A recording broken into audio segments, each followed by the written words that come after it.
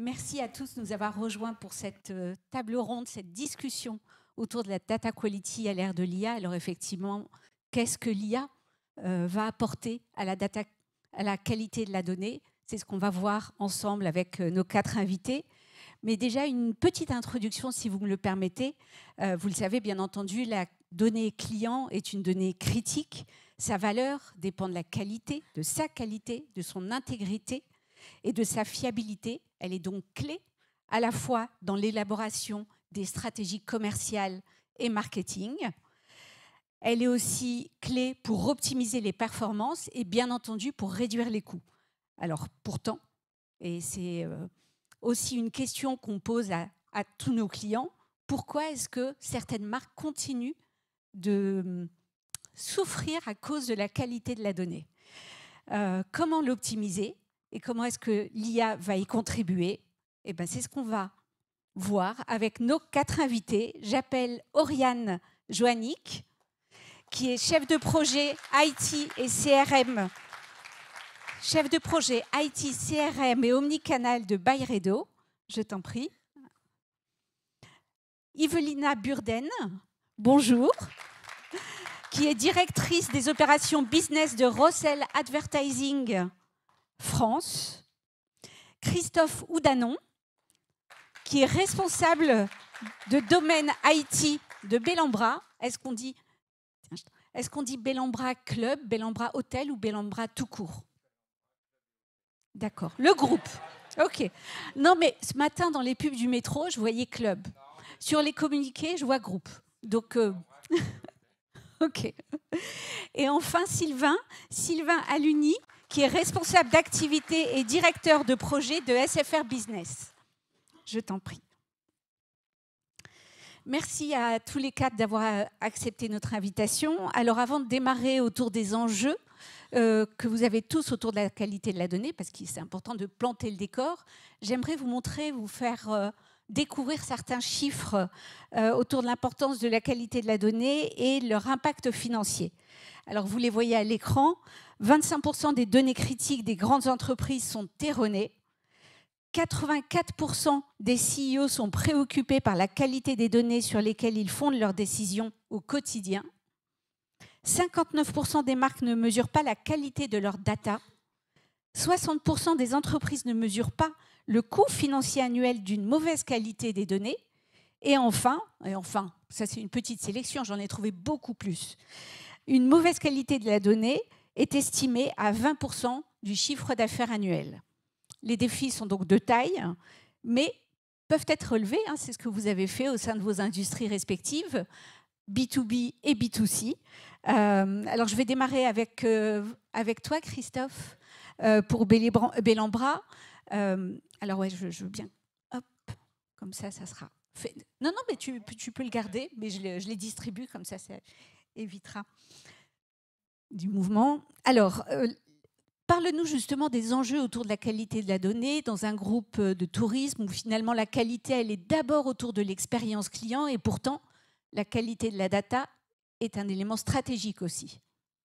Oui, du coup, nous, on a des QE. Déjà, je vais faire un petit historique sur des QE.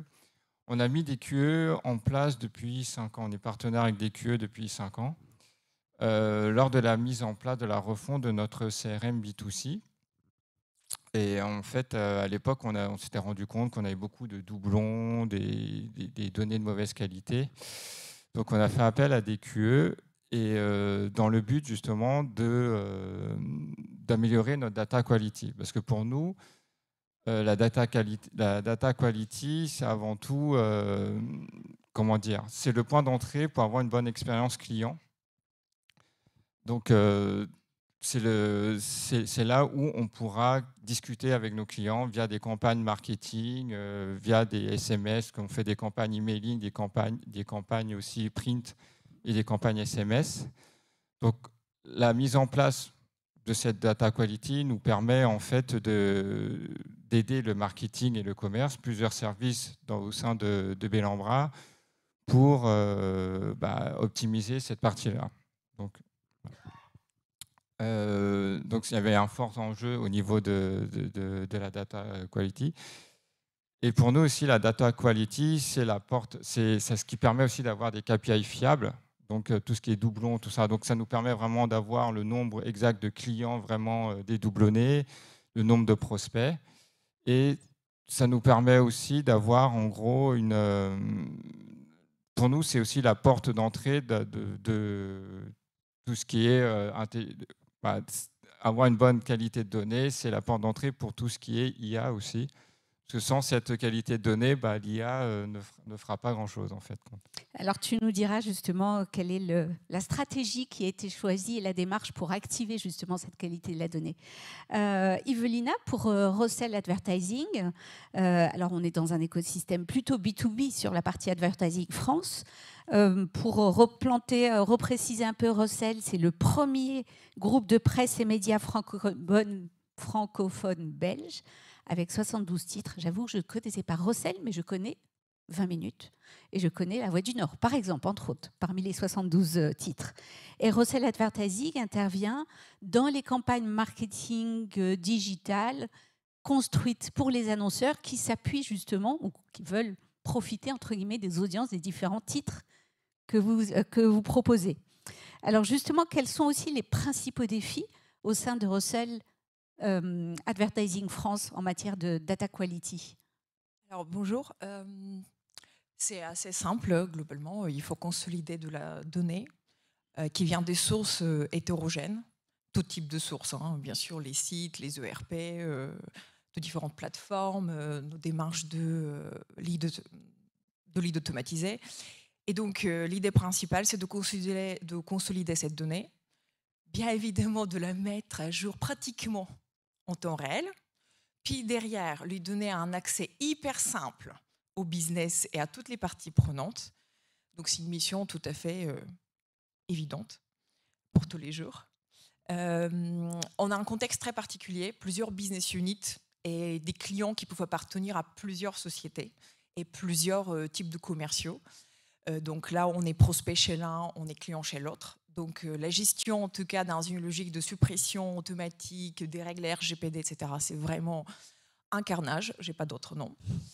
Un contexte, bien sûr, de croissance externe. Donc chaque fois, on rachète des sociétés et on hérite la belle base de données et la qualité de données qu'on a achetées. Donc il faut faire du curatif, il faut travailler, construire tout ça de manière à l'intégrer dans un univers qui n'était pas en tout cas celui d'origine. Et bien sûr avec des gros enjeux, le premier, le dédoublonnage. Derrière bien sûr travailler la délivrabilité de nos campagnes, parce que c'est un vrai enjeu en tout cas sur la performance publicitaire et l'animation de nos annonceurs. Bien sûr, ce gros enjeu d'avoir le 360 de clients et cet accès simple, mais surtout la partie dont on n'en parle jamais, hein, c'est la partie cache. On va chercher toujours en fait à améliorer la donnée, les adresses postaux, enfin tout ce qui peut être lié à la partie facturation pour aller chercher au mieux notre cache et éviter les avoirs, les refacturations, les décommissions en tout cas de nos commerciaux. Et donc voilà, c'est vraiment un lien très intrinsèque avec le cash. Ok. Oriane, pour Byredo, donc Byredo, marque de luxe du groupe Puig, non pas Puig, marque qui est présente dans une quarantaine de pays, qui est majoritairement distribuée dans un écosystème plutôt wholesale.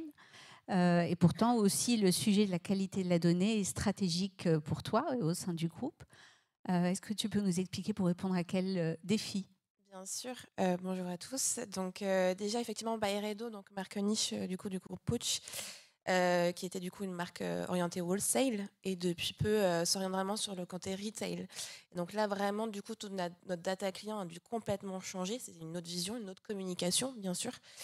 Et donc du coup, aujourd'hui, on est vraiment sur la transformation de toute notre infrastructure SI, CRM, sur la donnée client pour justement pouvoir accompagner tous ces clients en D2C et vraiment challenger donc, toute la data client. Notre objectif, c'est vraiment d'avoir une data client vraiment qui soit propre, de qualité, pour que vraiment toutes nos équipes CRM, e-commerce puissent mettre en place tous leurs leviers d'action marketing et même aussi beaucoup dans le magasin sur la partie retail avec nos applications clienteling, de pouvoir convertir et fidéliser notre client.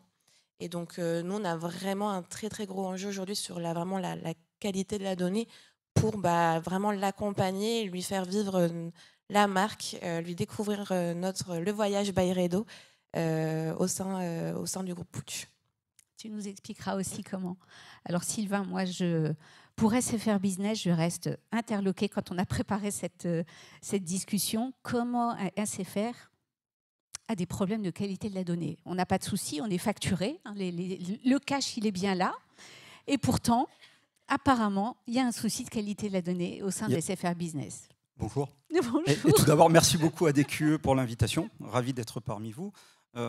On va commencer avec les Shadocks. Dans ce cas, quand il n'y a pas de solution, c'est qu'il n'y a pas de problème. Donc 3 ans en arrière, je vous aurais dit effectivement, nous n'avons pas de problème parce que nous n'avons pas de solution face à cette difficulté majeure. En effet, nous sommes dans le secteur du B2B, nous sommes effectivement dans les télécoms, mais dans le B2B, nous sommes très pragmatiques, que ce soit côté fournisseur ou côté acheteur. Donc à partir du moment où le bien et le service est délivré, que nous sommes d'accord sur le prix et que les choses se passent bien, eh bien allons-y. Problème étant, lorsque la régulation ou la réglementation interviennent et nous rappellent à leur bon vouloir qu'effectivement, il faut parfois aller au-delà, que ce soit pour protéger les données, bien évidemment, et on voit bien qu'en matière de cybersécurité, on a besoin de l'intégrité de la protection des données, mais aussi en matière de fiscalité, et c'est un peu le prisme par lequel le sujet est arrivé sur notre table, il y a maintenant près de 3 ans, c'est la réforme rattachée à la facturation électronique. Magnifique réforme de la DGFiP, avec de magnifiques spécifications dont seul Bercy a le secret, et qui nous rappelle que les données, fussent-elles obligatoires, sont nombreuses, sont impératives, et alors se pose la question d'aller regarder ce qu'il en est chez nous. Grand mal nous en a pris, puisque effectivement, dans les chiffres que tu présentais au départ, Majda, je me suis reconnu, sauf que nous sommes plutôt dans des proportions inverses de ce que tu présentais. Ce n'est pas 25%, c'est plutôt dans les 75% que nous nous situions, parce qu'effectivement, pour répondre aux enjeux de la facturation électronique 2026, nous avions un panel de données qui n'était pas maintenu, qui n'était pas à jour, qui n'était pas conforme, et qu'il a fallu travailler. Et le point d'orgue de tout cela, c'est de se dire que finalement, la donnée n'est pas une fin en soi. La donnée doit servir une stratégie. La stratégie nous permet de fixer des objectifs, de définir une méthode, et cette méthode, nous la propageons dans nos projets et nos opérations. Et c'est là que le bas a pu blesser pendant pas mal d'années chez nous, malgré notre secteur d'activité. Alors pareil, on rentrera dans le détail. Je vais te laisser la parole, mais avant, je vais représenter encore des chiffres pour vraiment planter le clou. Merci Philippe. Alors déjà, une base de données, ça, Stéphane en a parlé tout à l'heure, une base de données perd environ 30% de sa valeur chaque année. 40% des données autour des leads sont erronées, incomplètes ou en doublon. Toi, tu disais 70%? Nous sommes plutôt sur la data quality, nous étions plutôt sur des proportions minoritaires. En effet, 19% des entreprises ont perdu un client pour cette raison-là. Entre 7 et 10% du portefeuille client peut être impacté. J'ai un peu plus de chiffres que ce qu'il y a sur la slide. 49% des commerciaux estiment qu'une mauvaise qualité des données impacte à la fois leur ciblage, mais aussi la réputation de l'entreprise. Ça, c'est un sujet clé aussi. Et enfin, une mauvaise qualité des données influe à 20% sur la productivité au travail. Alors, je te redonne la parole, Sylvain. Donc, effectivement, la qualité de la donnée n'est plus du tout un sujet accessoire, d'autant plus que pour à la fois la facturation électronique, mais aussi, quelque part, renforcer la relation fournisseur-client, il y a eu besoin d'une démarche de data quality. Est-ce que tu peux nous la présenter? Qu'est-ce qui a été fait concrètement? Alors, concrètement, 3 ans en arrière, lorsque la réforme de la facturation électronique a commencé à poindre en France, c'est un mouvement international dans lequel la France s'inscrit, avec beaucoup de difficultés, puisque la réforme a été reportée déjà à deux reprises et doit atterrir en 2026, nous avons commencé à auditer nos données pour essayer de comprendre si nous disposions déjà dans un état de départ de toutes les données que Bercy nous demande en 2026, ce qui n'est pas le cas, et ensuite de se poser la question, est-ce que nous avons les moyens d'évaluer la qualité de cette donnée? Et là, s'est posée une difficulté majeure, c'est que nous n'étions pas en capacité d'évaluer si les données dont nous disposions étaient conformes ou ne l'étaient pas. Et c'est là que nous nous sommes tournés vers DQE. Grand bien nous en a pris, cette fois, puisque au travers des solutions de sirétisation, et nous avons développé également des solutions de sirénisation, nous avons pu renverser les tendances et désormais disposer d'une base sur laquelle travailler pour atteindre nos objectifs en 2026. Donc l'idée a bien été de travailler à auditer l'état des SIRET de nos entreprises clientes, l'état des sirènes également, puisque c'est une chose étonnante, mais parfois lorsque les entreprises vivent, se rachètent, se transforment, elles ne pensent pas toujours à leurs fournisseurs. Et donc même si nous sommes très présents dans leur écosystème et dans leur business, puisque nous sommes un prestataire de services socle dans l'activité des entreprises dans les télécommunications, mais on ne pense pas souvent à venir nous voir pour nous dire « au fait, nous avons été rachetés, au fait, nous avons changé de sirène ». Et donc nous avons découvert que nous avions une part assez conséquente de clients qui avaient changé et qui ne nous l'avaient pas dit. Et évidemment, cela signifie que nous ne facturons plus les bonnes entreprises, ou que potentiellement elles n'existent plus. Donc grâce à DQE, nous avons réussi avec la sirénisation à définir quel était l'état de qualité de ces données et aller identifier les données cibles à aller redresser dans notre parc. Donc nous avons complètement inversé la tendance et nous sommes même mieux disants que les 25% désormais, bien mieux disants. Et nous sommes plutôt sur des éléments de travaux aujourd'hui qui nous permettent d'atteindre 100% dans les mois qui viennent. Donc nous sommes plutôt dans la perspective de dire comment désormais maintenir pour l'avenir, jusqu'à 2026 dans un premier temps, et puis surtout devenir proactif en la matière, en gérant le cycle de vie d'une donnée. Et dans notre approche stratégique, une donnée doit être captée à un moment clé, ce qui signifie qu'on a identifié qu'on en avait besoin. Et c'est là le point de départ, c'est d'avoir besoin de cette donnée, de la capter, de la contrôler, de la valider, la propager. Une fois qu'elle est propagée, l'enregistrer au bon endroit, l'exploiter, la maintenir et l'actualiser, l'archiver et puis la détruire. On parlait d'RGPD tout à l'heure, le cas échéant. Donc il faut que tout ce cycle de vie de la donnée soit adressé et qu'on sache, nous sommes à l'expérience client, la propager dans le cycle de vie d'un client. La mettre en perspective avec le cycle de vie et les moments de vie critiques du client. La facturation en est un, mais ce n'est pas le seul. Côté SFR Business et côté B2B en général, pour nos collègues présents des différents secteurs, nous sommes dans des cycles de vente, dans des cycles de déploiement de services et de prestations, dans des cycles d'exploitation avec nos clients qui sont longs. Et qui dit cycle long, dit risque accru sur la qualité de la donnée. Donc nous avons besoin d'adresser des solutions le plus proactives possible et les plus industrielles, malgré tout, possibles, pour nous permettre de répondre à ces enjeux sans dégrader la donnée.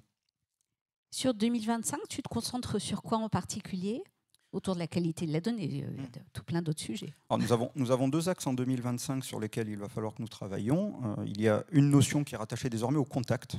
Derrière une entreprise, il y a des données d'entreprise, mais derrière cette donnée d'entreprise, il y a des contacts.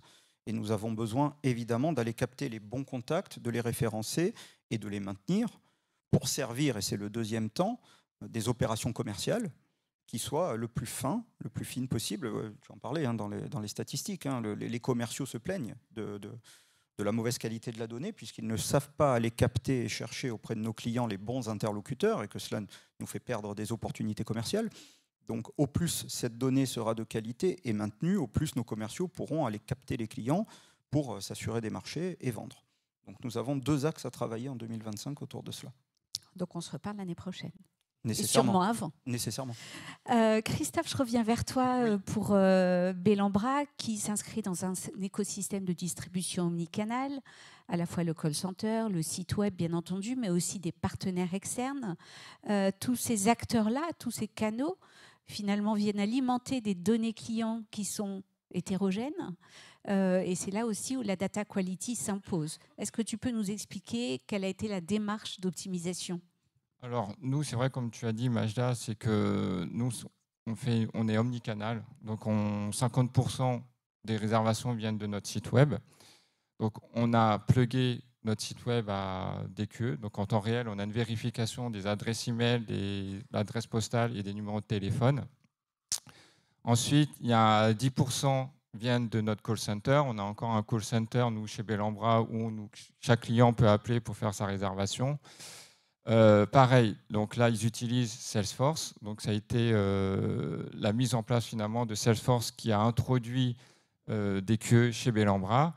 Donc, il y a une vérification en temps réel des coordonnées clients via Salesforce, grâce à DQE.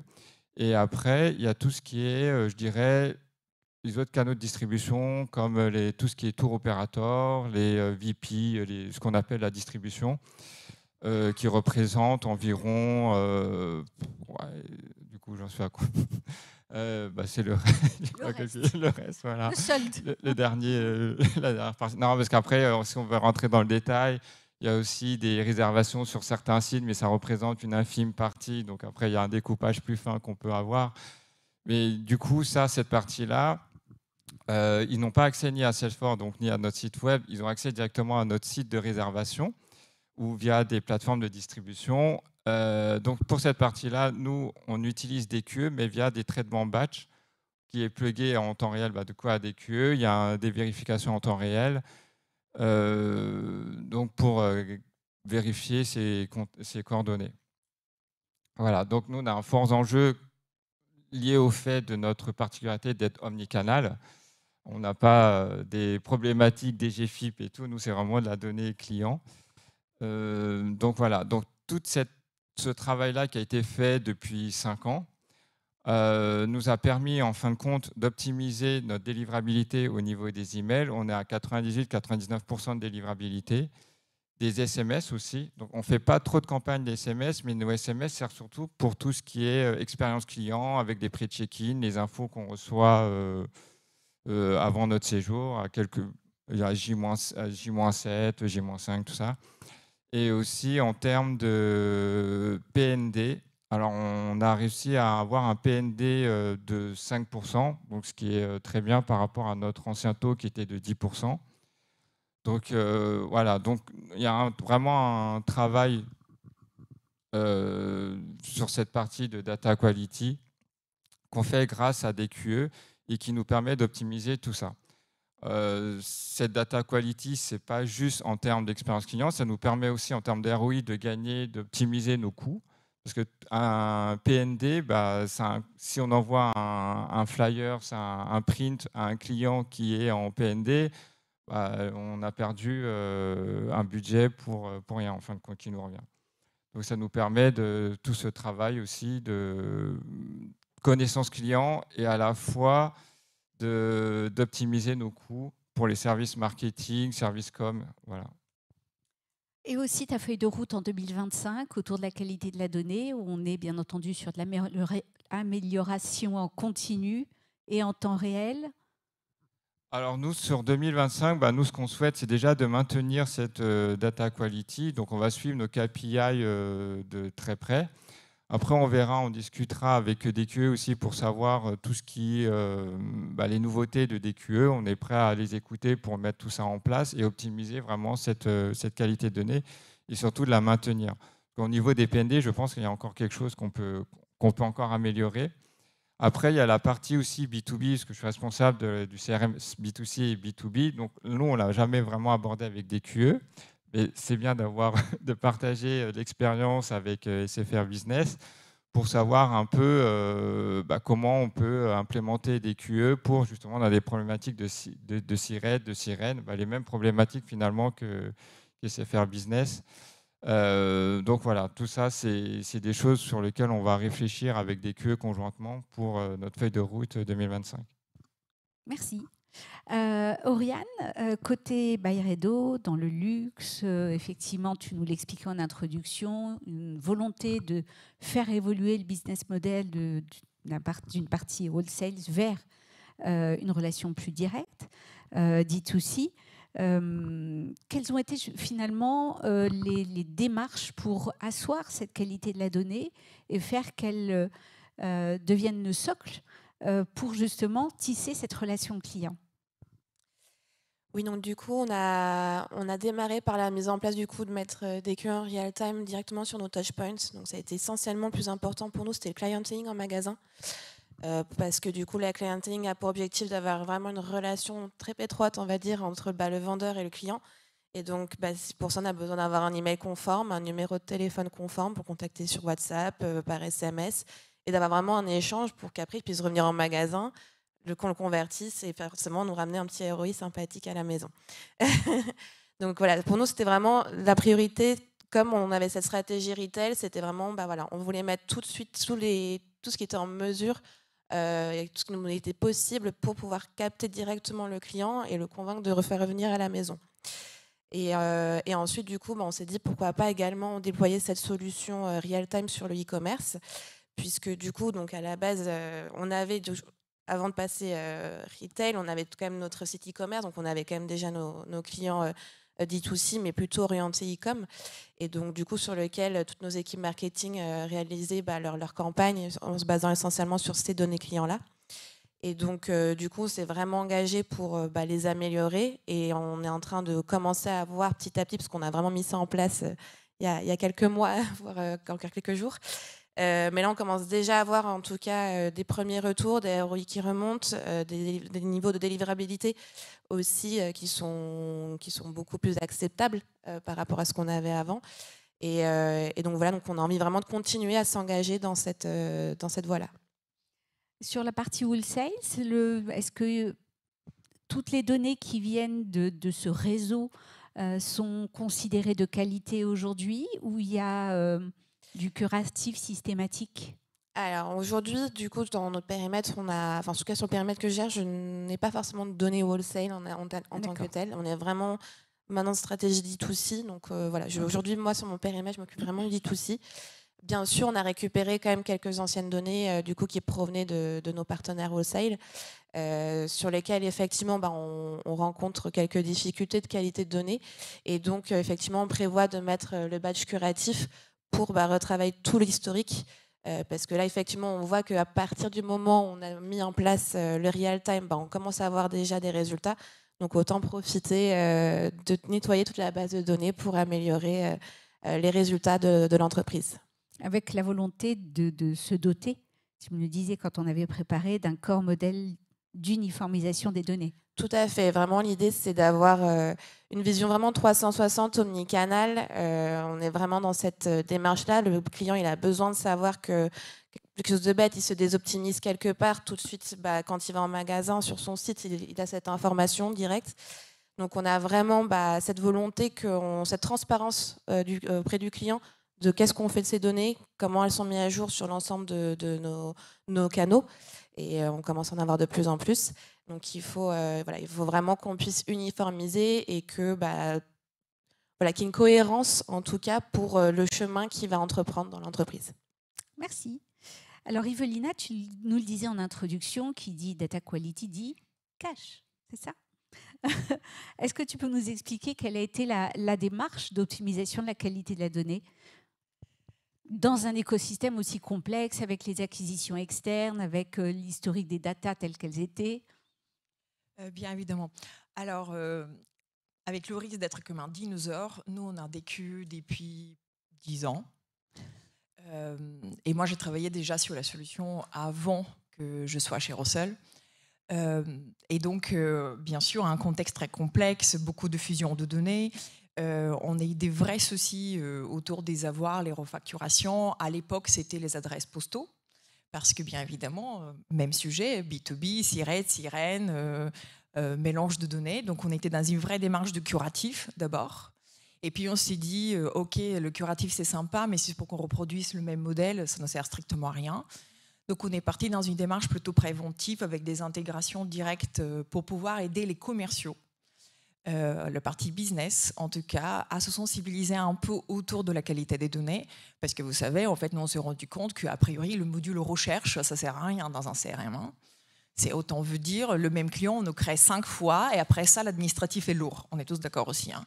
Le pauvre commercial qui doit saisir plusieurs fois. Beaucoup d'ironie autour, bien sûr, beaucoup de respect pour le business. Je bosse pour eux et je les adore.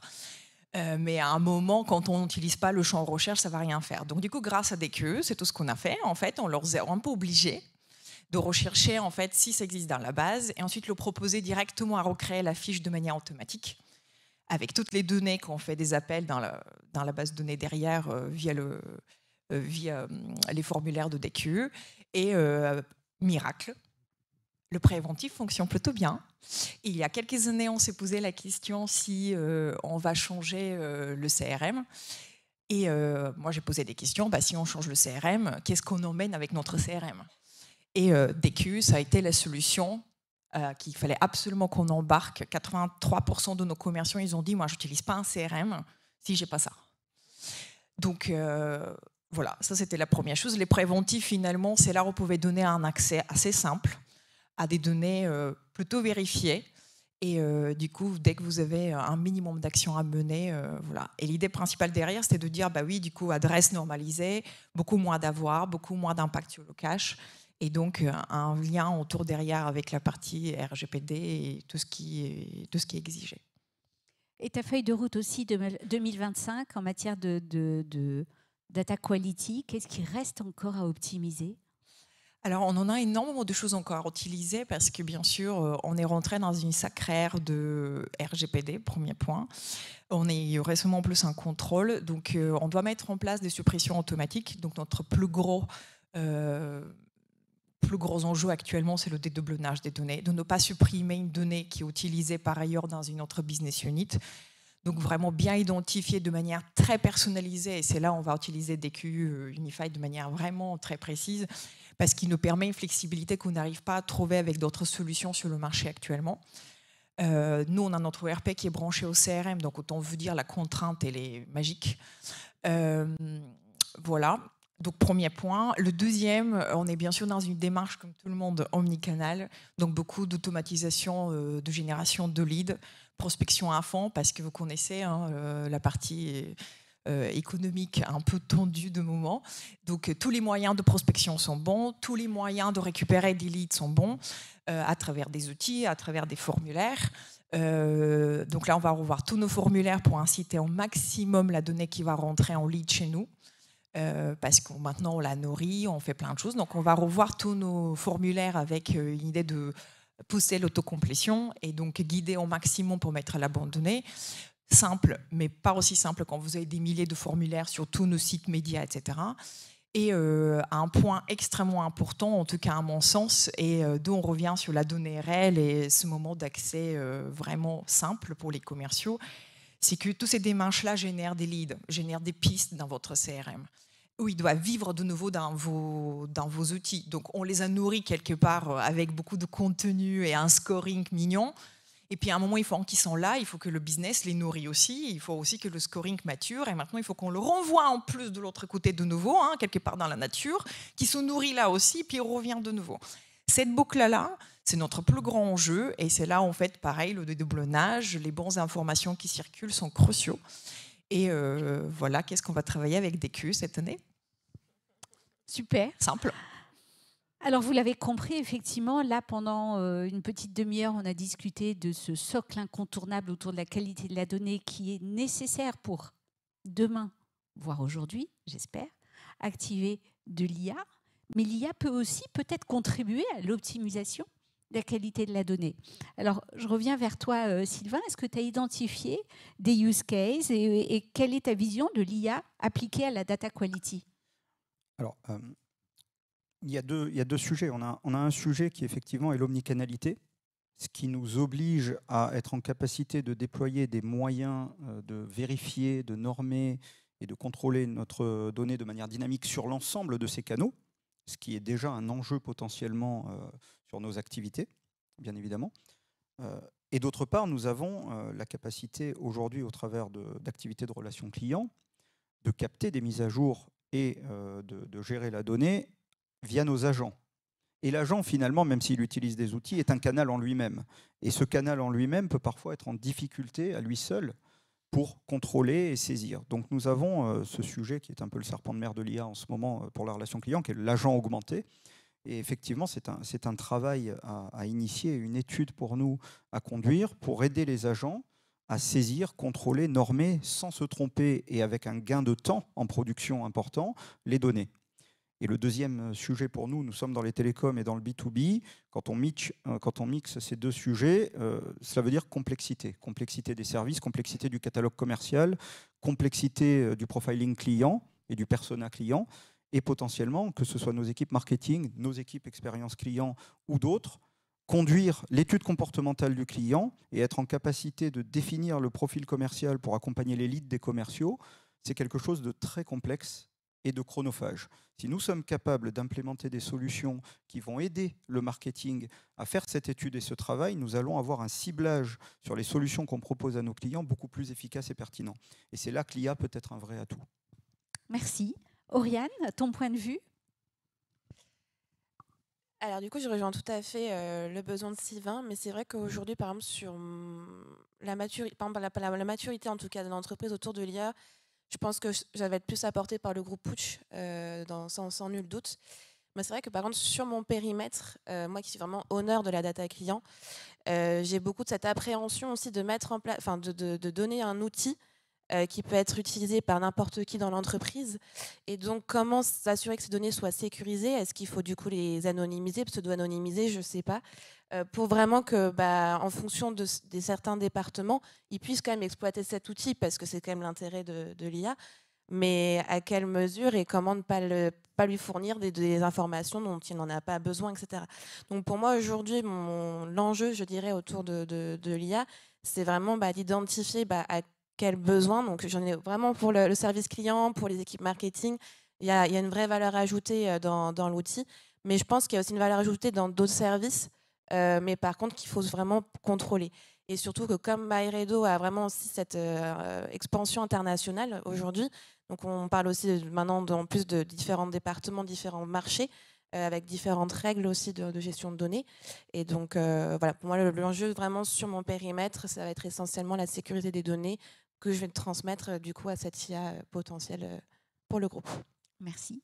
Christophe, pour toi, l'IA, son application autour de la qualité de la donnée? Moi, déjà, par rapport à l'IA, je parlais d'une vision un peu plus générale déjà. Alors, nous, ce qu'on attend de l'IA d'un point de vue vraiment relation client, c'est d'aider notre service relation client et notre call à faire plus de ventes, des appels, répondre à des appels de vente et non des appels SAV. Donc ça rentre, ça passe déjà par l'introduction de l'IA via des chatbots, des choses comme ça, pour pouvoir aider. Donc là, on travaille beaucoup avec l'équipe web, notamment pour introduire l'IA sur notre site web pour aider les clients.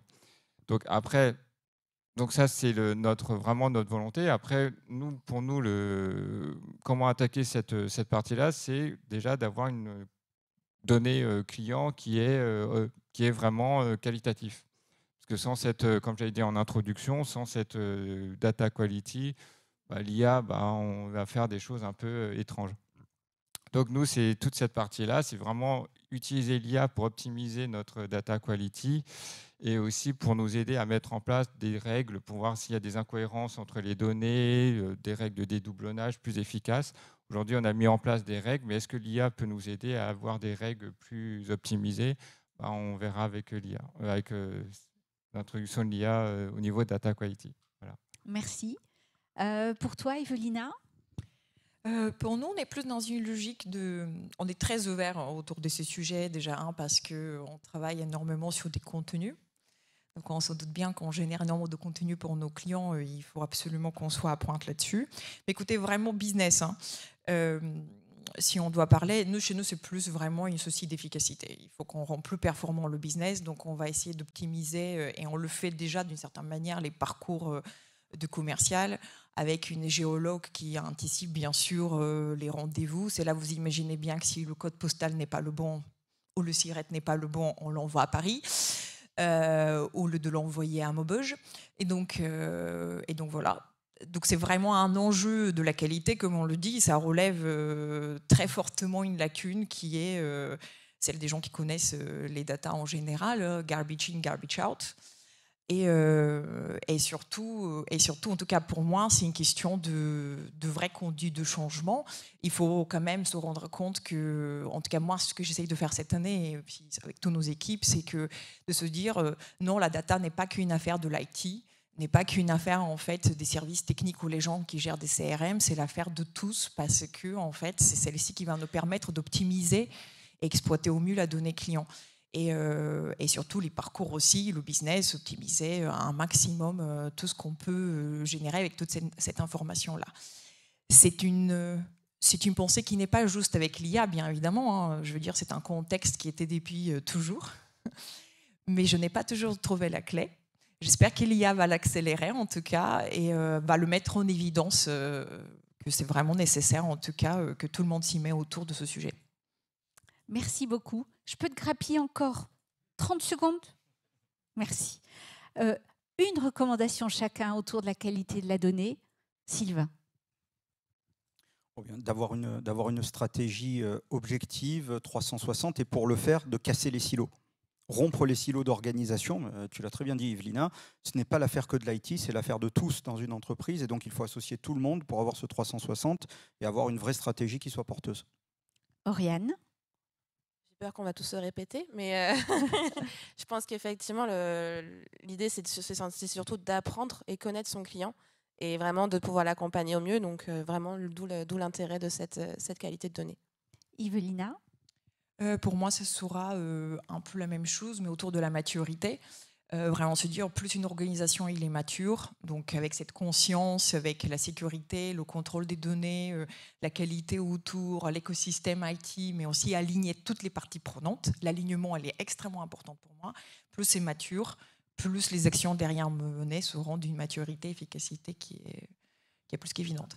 Christophe? Moi, j'ai un peu redire un peu ce que tout le monde a dit. Nous, c'est surtout, moi en tout cas, l'enjeu, c'est vraiment de sensibiliser tous nos collaborateurs à cette data quality, de la personne en fait qui va prendre des réservations au call, pour qu'il voit de bout en bout à quoi sert cette donnée, jusqu'à la personne, la communication, quand on a des PND, qu'on ait toutes ces informations-là. C'est vraiment casser les silos. On a pu le dire, et vraiment sensibiliser tous les services et tous les collaborateurs de chez Bellambra, en fait. Merci beaucoup, sincèrement, à vous quatre. C'était hyper intéressant. Et je laisse le mot de la fin à Gartner qui explique que la qualité de la donnée, c'est réduire les coûts de 20% et augmenter le chiffre d'affaires de 10%. Merci. Merci beaucoup.